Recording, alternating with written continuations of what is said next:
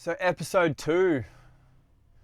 I've just waited for this car to drive past the cul-de-sac. It's given me 5 seconds to think of a name for the second episode. Better Off. How I think best describes my parents' relationship. Better off apart. And I don't know. Who am I to say that? I didn't see what it was like when they were good. Maybe if they stuck it out, they would still be together and it would be great if they worked through their shit earlier. How am I supposed to know? But it seems as though there was a bit of conflict when they were together.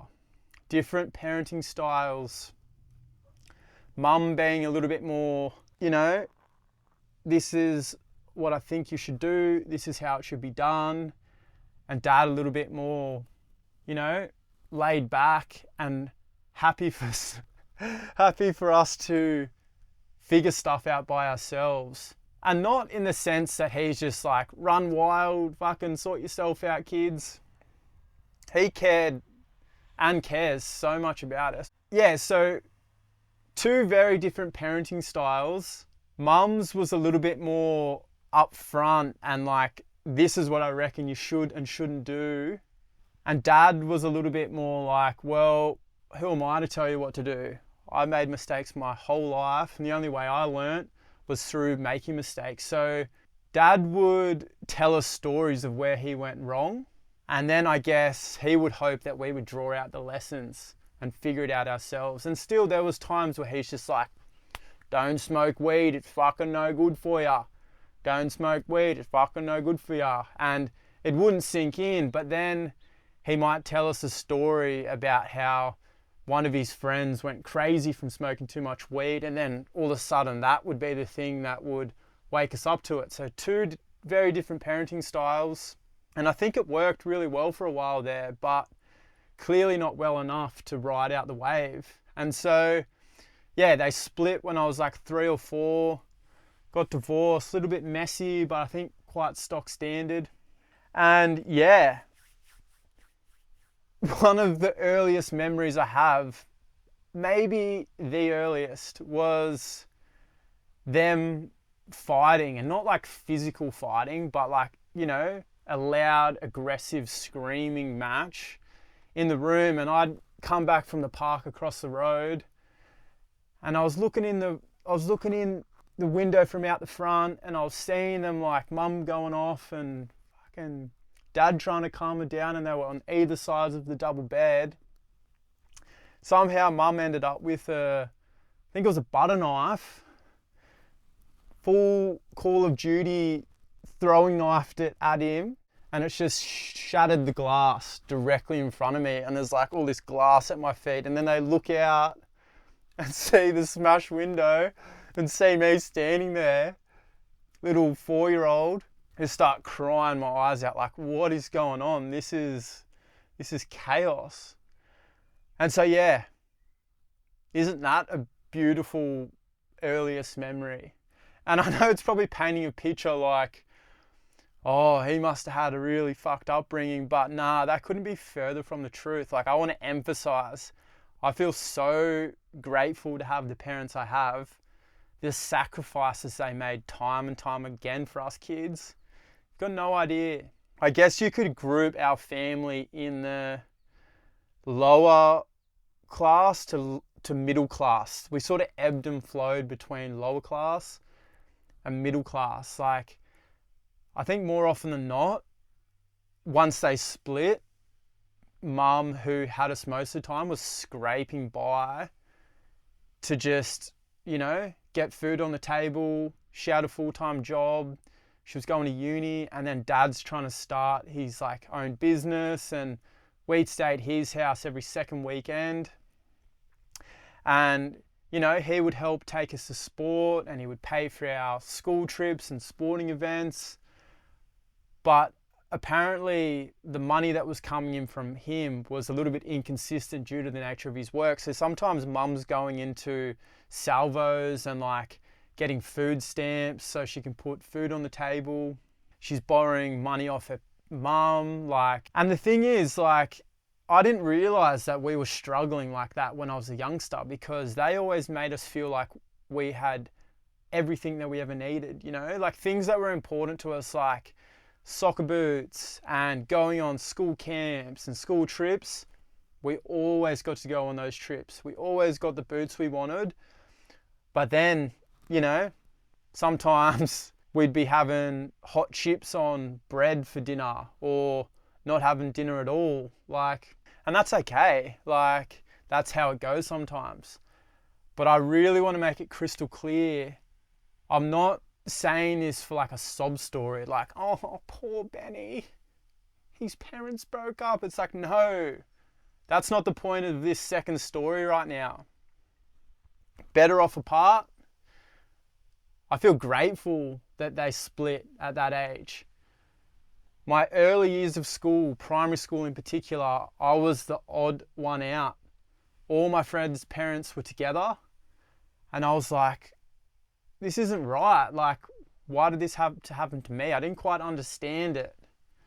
And then the older I got, the more time I spent in my friends' houses, the more I understood that a lot of these marriages were fucked. And they were just trying to keep it together for the kids. And consequently, a lot of the time my friends' parents didn't like one another. And they shouldn't have been together, but they stayed together because they thought it was the right thing to do. Whereas my parents identified it early, and they were brave enough to go the opposite way, for better or worse. And so as the time went on, I was like, you know what? My parents are now best friends all through my high school years. Dad would live on the other side of town, but he would come and pick us up, take us to sport, and then he would drop us home from sport. And half the time he would sleep in a swag out the front of our house. And that was cool with Mum. Like, she would get home and he's just like sleeping on the couch, and she just wouldn't think twice of it, because it's fucking Brendo just helping the kids out. Like, we got the best of both worlds, you know? Got two different parenting styles. They were good mates, and we didn't know any different. And so I guess it would have been interesting, like, if they did stay together. Sometimes I question, how different would my life be? But I wouldn't have it any other way, you know? Like, we got to experience so many different things. Like, we had the house where all our friends would come over before school, after school, have the parties on the weekend. Like, literally two of the best parents. And I know I'm biased, but like, very, very lucky to have them. And so, yeah, just want to emphasize, I'm not playing the violin. I'm not trying to tug on the heartstrings. I'm just trying to share a couple of yarns, all right? Don't overthink it. I'm clearly not overthinking it. But yeah, I've been thinking about this series idea for like the last month. Just been overthinking it. And like, now I'm just like, all right, stop bullshitting yourself. Stop trying to overdo it. Just sit down, speak from the heart. And that's exactly what I'm doing. Speaking from experience. And that's why it's going to flow easy like it is now, because it's the truth. And I encourage other people to look back into their past, because not only will it help you get to know yourself better, it'll help you get to know your parents better, which in turn will teach you how you have turned out the way you have.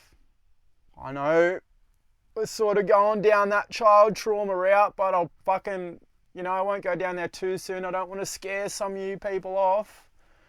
But yeah, that realm of learning about your child trauma, holy moly, I wish I had dived in the deep end earlier, because not only do you get to figure yourself out, you get to start rewiring these negative self-beliefs that have been passed down to you.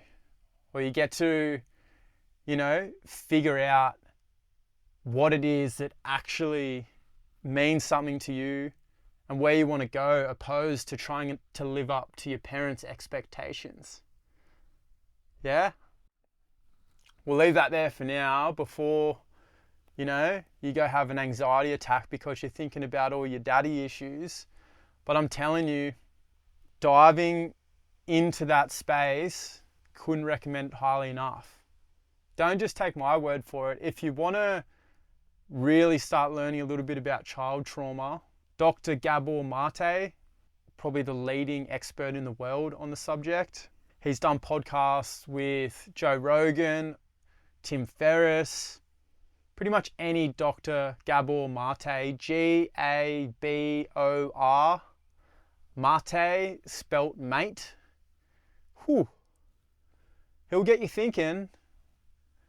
And then also a book that I highly recommend by Nicole LePera, I think her name is pronounced, and it's called How to Do the Work. And if you're thinking to yourself, you know, I need to work on some shit, I've got problems, I don't know where to start, How to Do the Work by Nicole LePera. It has actionable steps at the end of each chapter. And yeah, it's not an easy read all the time, but it's an important one. So yeah, first episode, second episode done back to back. I think that's enough. Or I could go for a hat trick.